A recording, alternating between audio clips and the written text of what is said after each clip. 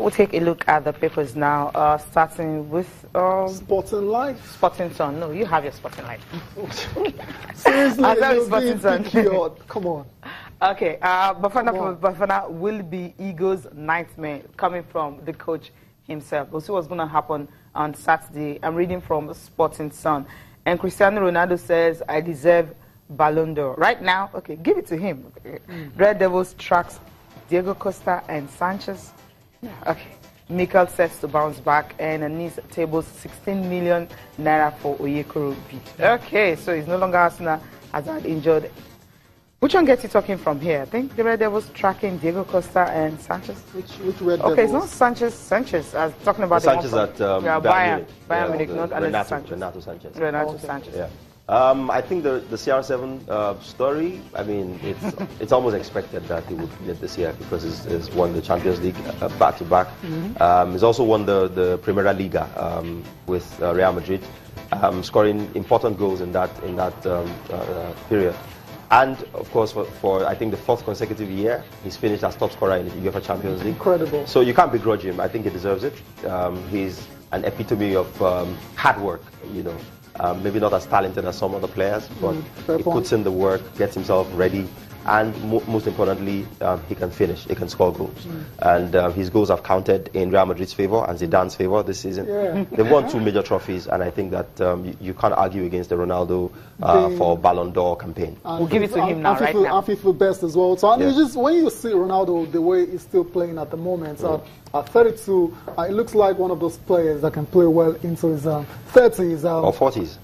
Yeah, he looks after himself very well. He's such a specimen, you know. Physical specimen. Every muscle in the right place, in the right condition, every game. You know, he prepares very well. You know, these days doesn't run as much as he used to, so he conserves a lot of energy. Plays closer to the opposition box these days.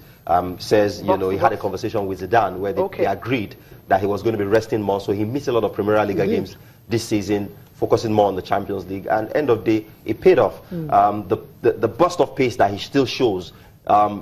Take a look at the second goal against Juve. You know how quickly he ran onto that ball. They couldn't keep up. Bonucci, there are not many 32-year-olds in this world who can run as fast.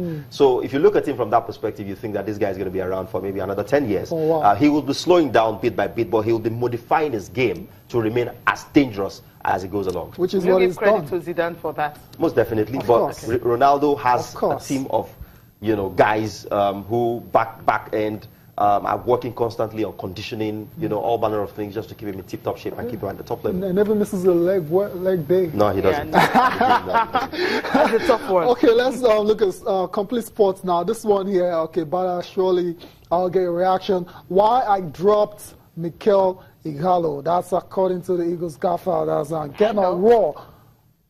Would you go as far as saying Gernot Rohr is ready to move on without this guy? I don't think he is. I thought that if Mikel was fit, he probably would have invited him. He would have invited Mikel and left out Igalo, and even though they play in the same league. And yeah, he would have. I think sentimentally would have thought, that's my captain. Okay. You know, so he's got to be in the team, but he's at the moment not available because he's injured. But he did say, critically though, and we've got to read between the lines and pick up what the vital points he was trying to make are. He said he doesn't have the opportunity to see the league in which they play. So he's obviously saying to them, you guys have gone to the wrong place. Don't blame me. Don't blame me if I don't invite you. It's not my fault. You chose money, not me. Yeah. So Chinese religion. Right. The message is quite clear there, right? So it's only captain, not even Brownie there. He's got 2 goals in the weekend. Twice, 2 good goals, but the coach didn't get to see it, unfortunately, out there. So there's not a lot you can do there. Yeah, okay, just one more sports, Complete Sports before we go. Yeah, some Bafana stars for Super Eagles match. So he said that was good news for Nigeria. Yeah, well, the guy who destroyed the Nigerian team at the same stadium, Tukaloroti, he's one of the players who are doubtful for the game. It's full of running, trickery. It reminds me of Pius Ikedia in his days. Can destroy teams, especially those who play high up, you know, because it can get in behind and cause harm. But I think that they are also blowing this out of proportion so that they can give us a false sense of security that we will go and have a stroll.